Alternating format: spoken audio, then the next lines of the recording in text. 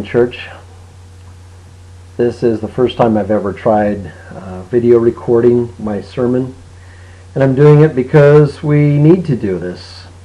We are living in strange times because of the coronavirus, and the CDC and our local and federal governments urging us not to meet together. If we're a group of over 10 people, we are abiding by that. We are respecting our ruling authorities, as we see in Romans chapter 13, verses 1 through 7. By not meeting together, we're also showing love for our fellow members by reducing the chances of getting the virus. Mark 12:31 and Philippians 2:3. So, I'm recording my sermon here today from my office. I don't know, probably many of you have never been even up in my office. It's quite a collection of cast aside furniture and kids' pictures and notes and that sort of thing. Come up and see me sometime after the whole virus thing is over with. Okay. But today I want to share with you the same sermon that I would have delivered had we all been meeting together. We're going to be covering Job chapters 32 through 37, and just to give you a recap of where we've been so far, chapters 1 through 31, hopefully you've been reading all along the way here, but we saw in the first couple of chapters a conversation in the heavens between the Satan, the adversary, and God. And the bargain or the bet was that Satan was saying, hey God, you take away Job's blessings, his wealth, his family, all of this stuff, he will curse you to your face. And Job did not once those things were removed. Then Satan said, God, you take away this man's health and he'll curse you to your face. And Job did not. Even Job's wife said, curse God and die and get out of your suffering. He did not. And then we saw in chapter 3 Job laying out his lament before the Lord, that he hated his own life. Take my birthday off the calendar, end this suffering for me, Job says. And then we get into a very different part of the book of Job that covers the majority of the book. Starting in chapter 4, we see these conversations take place between Job and three of his friends that showed up to comfort and console him. These guys are Eliphaz, Bildad, and Zophar. And it's laid out as three cycles of speeches where one of the friends will say something and then Job will respond. Then the next friend will say something, then Job will respond. Then the third friend says his part, and then Job responds.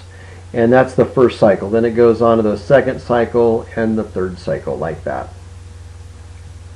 In all of this conversation, Job is saying, I want to talk with God for the suffering that I've endured. I want to address him face to face and find out why this is happening, because I don't deserve this. Job's friends are saying, look, we know that if someone is suffering, it's because they deserve it. They have done evil, therefore God is punishing them. If you would be doing what is right, then you'll get rewarded for that, Job. And so that's the assumption going on with Job's friends. And again, that cycle of their conversation goes through, and Job's friends hold to that Job has somehow done some evil, and that's why he's being punished for it. So we've heard three cycles of speeches, and that may seem like, okay, I get it, guys. That's enough. But as they say on commercials on TV, but wait, there's more.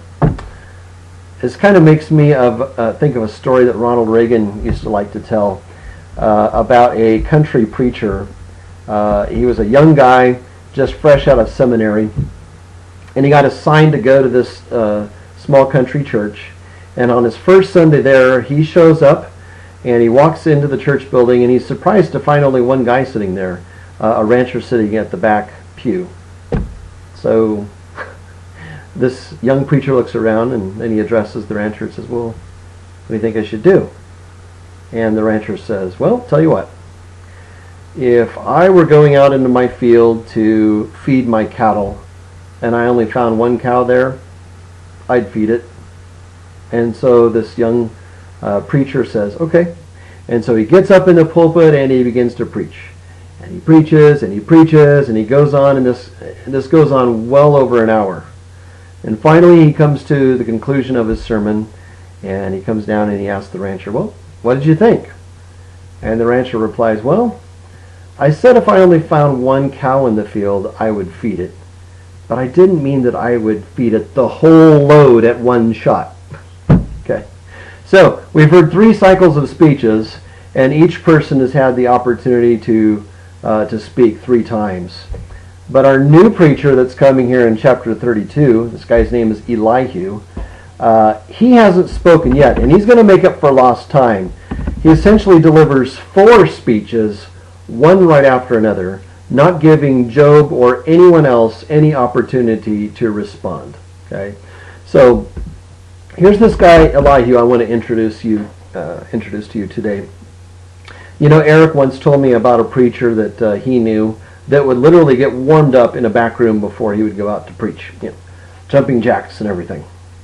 Well, Elihu has been doing that, I think, while Job and Eliphaz and Bildad and Zophar have been speaking.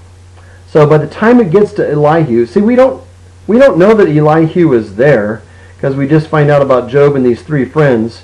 But in the background, Elihu is there because he's been hearing everything that they've said.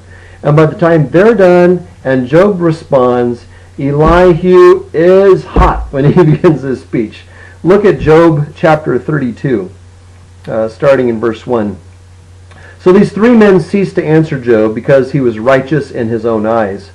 Then Elihu, the son of Barachel, the Buzite, of the family of Ram, burned with anger. He burned with anger at Job because he justified himself rather than God. He burned with anger also at Job's 3 friends because they had found no answer, although they had declared Job to be in the wrong. Now Elihu had waited to speak to Job because they were older than he. And when Elihu saw that there was no answer in the mouth of these 3 men, he burned with anger. So, we hear burned with anger, 3-4 times in this one passage here.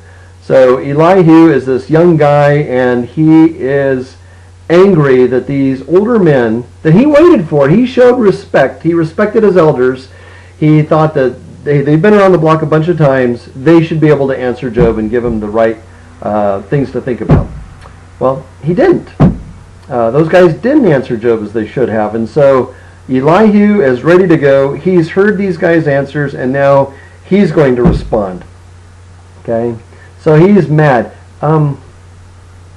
When you have important things to say, just a bit of advice, don't walk into it burning mad. If you do, you're probably going to regret the things you say. Just a lesson from Elihu here.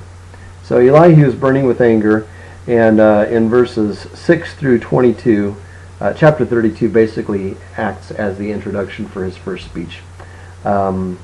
He says basically, hey, you 4 older guys don't know what you're talking about.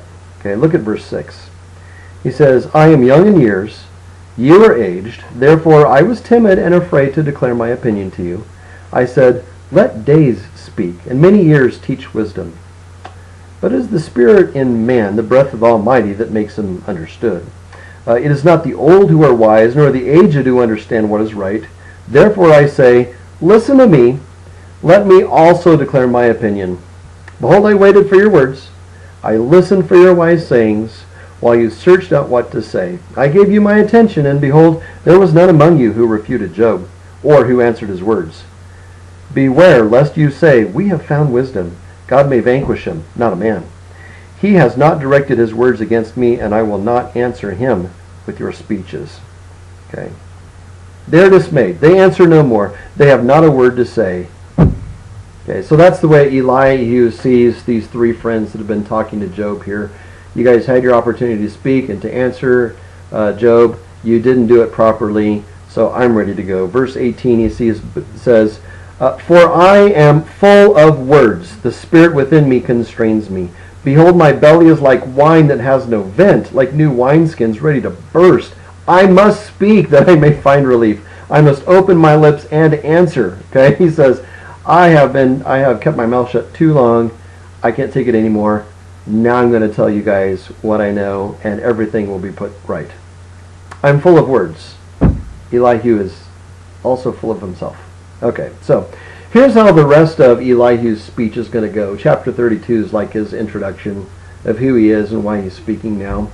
His first speech will be in chapter 33, his second speech in chapter 34, his third speech in chapter 35, and then his fourth speech, which is his final one, is chapters 36 and 37. And he's really quite effective at the beginning and at the end of the sermon, but not so much in the middle. So let me just share with you what I see as far as 4 mistakes that Elihu makes throughout this monologue. I am a preacher. I'm not a perfect one by any means. But after preaching for over 20 years, there's certain things that I have learned from my own mistakes and how to present what I'm thinking and how not to do it, because I've made some pretty big mistakes before.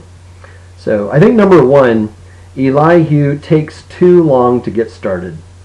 You know, when you're hearing someone drone on and on with some story and you're wondering, why are you telling me this story? And you're kind of thinking, please get to the point, we say. And so we're thinking that with Elihu. Please, you're taking too long. Get to the point, Elihu. And then when he finally gets to the point, we're thinking, sorry I hurried you. Okay? So number 1, he takes too long to get to the point. Number 2, he comes across as pompous and arrogant. I mean, he is preaching. Preaching's okay in a group setting. Well, it occurs to me that it's weird to say this while I'm sitting here in my office by myself. But hopefully my sermons will go out to our church as we've been planning. So preaching is appropriate in a group setting, but it's not appropriate with only 4 other guys, and one of them has lost everything, by the way.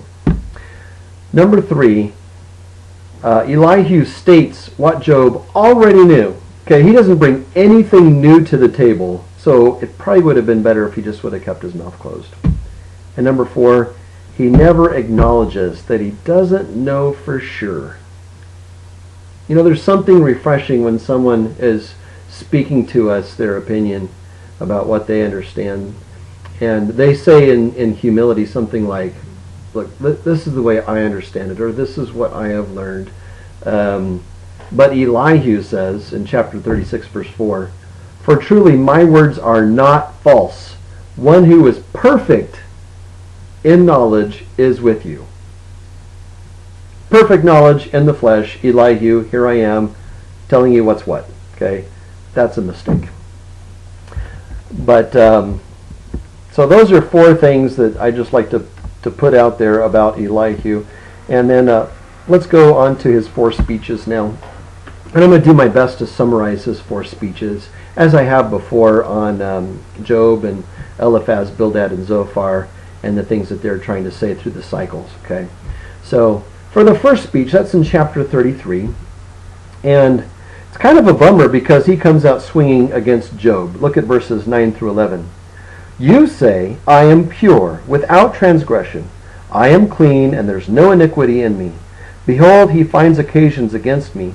He counts me as his enemy. He puts my feet in the stocks and watches all my paths. So Elihu is quoting Job here, but he's not quoting him exactly. He is taking what Job has said, and he's also exaggerating that.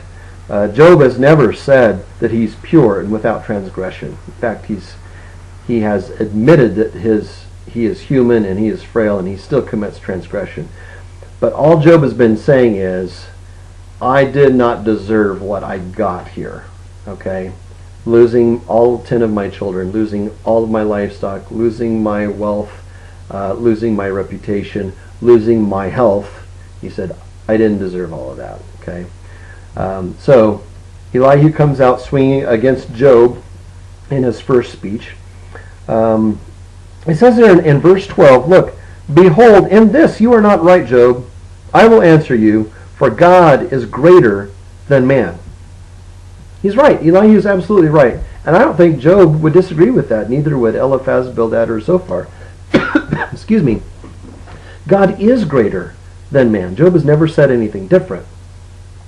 And then he says, Job, look, you say that you want to have a conversation with God, but God's not answering you. You can't find God. Well, Elihu says, God does answer you, and he's answering you in these ways. At verses 15 through 18, he says, look, God communicates with men, with humanity, in dreams. And then he says in verses 19 through 22, he also communicates with mankind through physical punishment.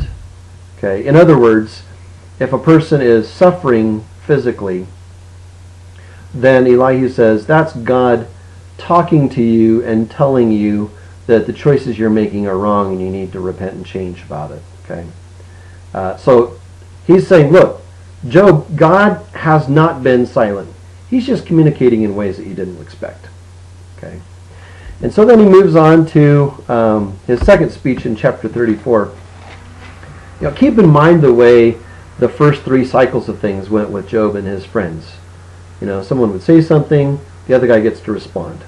That does not happen with Elihu. The end of chapter 33, he says in verse 32, if you have any words, answer me. Speak, for I desire to justify you. If not, listen to me. Be silent, and I will teach you wisdom. Okay, on to my second speech. He doesn't even give them a chance to respond. Because chapter 34 begins, then Elihu answered and said, well, no one has said anything. He's not answering. He's just continuing to present his sermons. Okay. So second speech in chapter 34, verse 2, he says, hear my words, you wise men, tongue-in-cheek. Give ear to me, you who know, for the ear tests words, and the palate tastes food. Let us choose what is right. Let us know among ourselves what is good. For Job has said, I am in the right, and God has taken away my right. In spite of my right, I am counted a liar. My wound is incurable, though I am without transgression. So Elihu begins his second speech saying, hey, listen up, you wise guys. You think you know it all, but you don't. I'm going to tell you now the way things are. And he makes this awful assumption of Job's sin. Okay? Just like Eliphaz had before in chapter 22. Look, Job is suffering, therefore he must have sinned, right? So that's the assumption, and Elihu is going to talk about that. Verses 7 through 9. What man is like Job, who drinks up scoffing like water, who travels in company with evildoers and walks with wicked men? For he has said, it profits a man nothing that he should take delight in God. Okay, so he just says, hey Job, all you do is sin, you drink sin up like water, and all you do is hang out with evildoers all the time. Okay, that's not who Job is at all. But here we go. Elihu is lowering that accusation at him because he has been suffering, and therefore he must have done evil. Angry and untrue words don't help Job, or his three friends for that matter. Keep in mind again the things that we say when we're burning hot with anger, as chapter 32 told us, aren't helpful. Okay, so then he moves on to his third speech in chapter 35. And more of this is the same thing. It's just not helpful at all. Verses 12 through 16, Elihu basically says, Job, if you're not getting an answer from God, it's because he doesn't talk to evil men. So one more time he's lowering down at Job. Look, if you're not getting God on the line, it's because he doesn't take your phone call because you're an evil dude. He's one of these guys that he looks and says, no, I'm not taking that call. I can't stand that guy, Job. And he puts the phone back down. Okay, not helpful at all. But then we get into his fourth speech, which is in chapters 36 and 37. And Elihu surprisingly gets back on track here with this. Makes you think, man, maybe if we could have just done without the second and third speech and just gone from the first to the fourth, it might have been helpful. But he doesn't do that. So look at chapter 36, verses 5 through 12.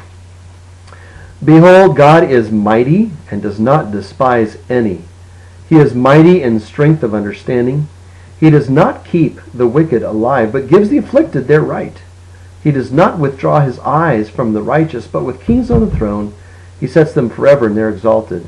And if they are bound in chains and caught in the cords of affliction, then he declares to them their work and their transgressions, that they are behaving arrogantly.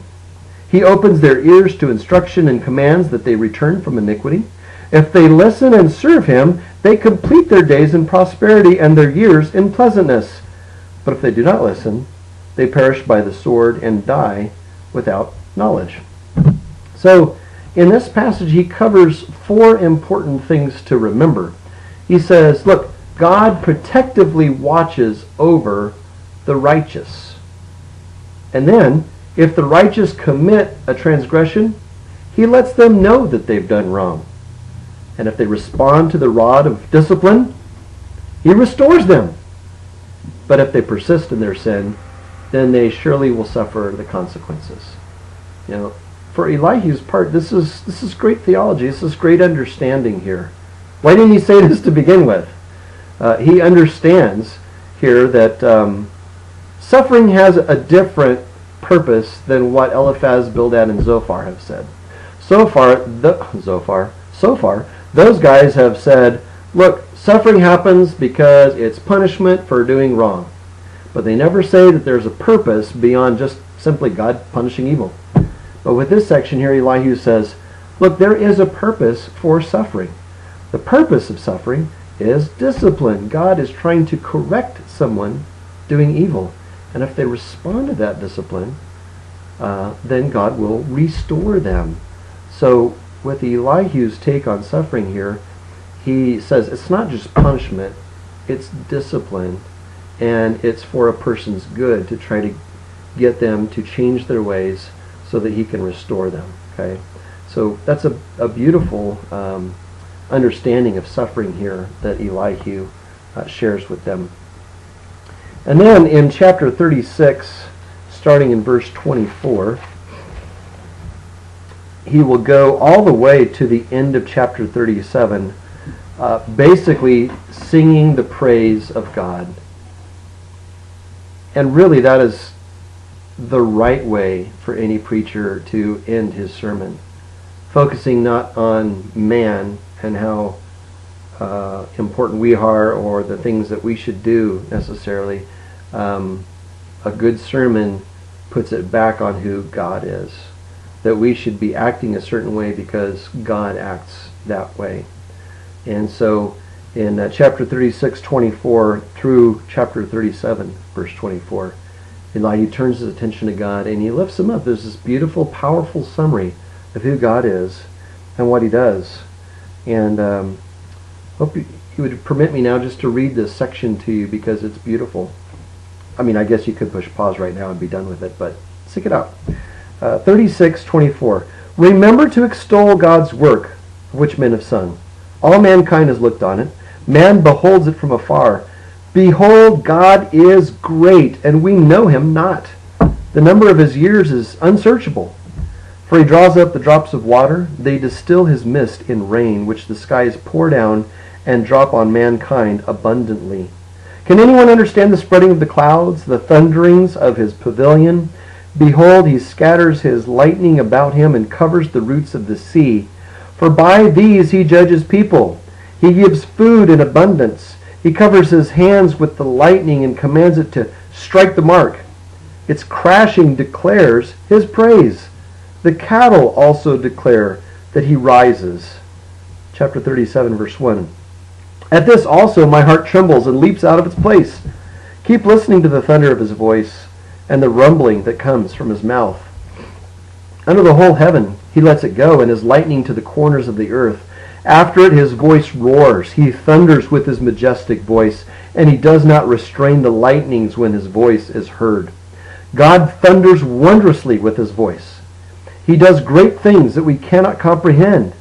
For to the snow he says, fall on the earth. Likewise to the downpour, his mighty downpour. He seals up the hand of every man, that all men whom he made may know it. Then the beasts go into their lairs and remain in their dens. For from its chambers comes the whirlwind, and cold from the scattering winds. By the breath of God ice is given, and the broad waters are frozen fast. He loads the thick cloud with moisture. The clouds scatter his lightning. They turn around and around by his guidance, to accomplish all that he commands them on the face of the habitable world. Whether for correction or for his land or for love, he causes it to happen. Hear this, O Job. Stop and consider the wondrous works of God. Do you know how God lays his commands upon them and causes the lightning of his cloud to shine? Do you know the balancings of the clouds, the wondrous works of him who is perfect in knowledge? You whose garments are hot when the earth is still because of the south wind. Can you, like him, spread out the skies, hard as a cast metal mirror? Tell us what we shall say to him. We cannot draw up our case because of darkness. Shall it be told him that I would speak? Did a man ever wish that he would be swallowed up? And now one looks on the light when it is bright in skies, when the wind has passed and cleared them. Out of the north comes golden splendor. God is clothed with awesome majesty. The Almighty, we cannot find him. He's great in power, justice and abundant righteousness. He will not violate. Therefore, men, fear him. He does not regard any who are wise in their own conceit.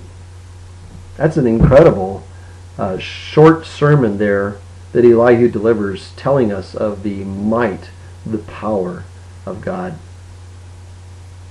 So what can we take away from Elihu's 4 short sermons that he delivers to us today? I think the first thing that I would like to draw out of it is that the way we communicate what we believe matters. We shouldn't come across to people as arrogant. Come across confident, but not arrogant. If you come across arrogant, people will automatically put up their hands and say, I don't want to listen to what you have to say. We should come across as certain about our beliefs, but should come across humble still. The way we communicate our beliefs should include listening as much as speaking, maybe even more. Did you catch from Elihu? He listened there to begin with. He said, look, I've been quiet through 3 cycles of speeches between you guys, and now I'm going to have my way. So he did some good listening, but when he came across finally, he was angry and he was arrogant about it. That's not a good way to go. We should be people that invite people into a conversation, not just telling them the way things are, because they're going to shut the door. The church of Jesus Christ needs to be good communicators, because the world does not pick up the Word of God. They don't read it. They don't respect it. They don't believe it's the inspired Word of God. They don't believe that they should give any time to it. But they might give their time to you, His church, brothers and sisters, children of God. So if we can communicate the truths of the gospel in a way that people will listen, maybe they'll come to Christ. But it has to start, I think, with our relationship with people and the way we communicate the gospel. We are commanded to share our faith. We are commanded to preach the gospel. And that comes through in what we say, how we say it, and in the things that we do. So that's the first thing I want to take away from this today, is the way we communicate our beliefs really matters. Second thing I want us to think about because of this passage here today is, in times of uncertainty and suffering, we need to have a big picture of God. Now, there's several moments in Elihu's speech where he seems so arrogant in his understanding of God and how he works, as if to say, hey, I've got God completely figured out, everybody. I think there's a great danger when we think we know exactly how God works, and we keep him pinned up in a box of our own making. Contrary to Elihu's understanding of God, God is not manageable nor predictable. The divine wisdom of God won't show up for 37 chapters in this book. He's going to show up in chapter 38. And spoiler alert, I'm going to tell you, in chapter 38, he doesn't show up as a tame lamb or a kind bumpkin country preacher. He shows up as a whirlwind. Now, in Idaho, I'm not all that afraid of whirlwinds because I don't really know the destruction of whirlwinds. Perhaps reading chapter 38, verse 1, about God showing up as a whirlwind, if I lived in Oklahoma or someplace like that, I would be a little bit more terrified. But for me, whirlwinds, what do I know? Only what I can see on television reports and on the news. I do know that they're destructive, and you don't know where they're going to go. The whirlwind comes into an area and can just wipe a wide swath of destruction where everything is gone in its path. Okay, that is how God shows up in chapter 38. So we need to remove from our conversation a small picture of who God is. That we know exactly how he works, we understand him, and this is the way God is. That's too small. God is much bigger than that. He is a whirlwind. He's a consuming fire. Okay? We need to resist the temptation to make God too tidy and too small.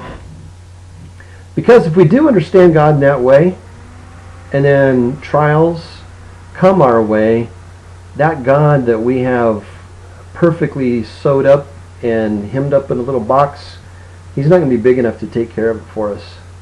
We need to remember God is bigger than our troubles. He's bigger than earthquakes. He's bigger than the coronavirus. He's bigger than uncertainty and anxiety. God is bigger than you and me. That's the kind of God we need to keep in our minds. We need a big picture of God.